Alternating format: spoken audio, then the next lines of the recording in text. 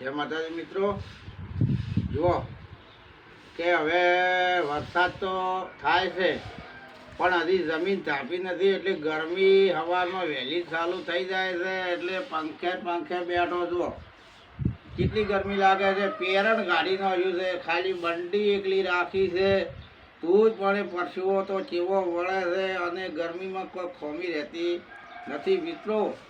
આટલું બધું ગરમી પડે છે તો ખોમી વગરની ગરમી પડે છે, બરાબર છે.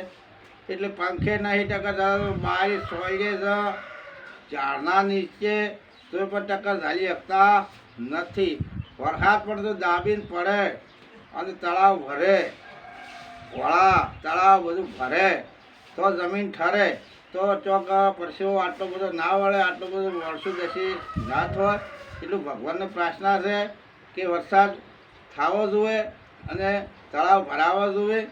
અને વરસાદને પણ વિનંતી છે કે હવે તો એકદમ વરસાદ તળાવ ઘર નુકસાન કર્યા વળો.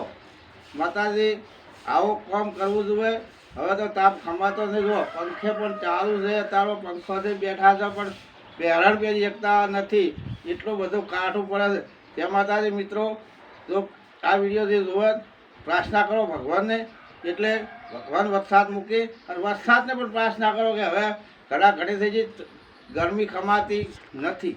જય માતાજી મિત્રો, આ વિડીયો તમને ગમે જણાને શેર કરજો, સબસ્ક્રાઈબ કરજો અને ફોલો તો ભૂલતા નહીં મારા મિત્રો. જય માતાજી.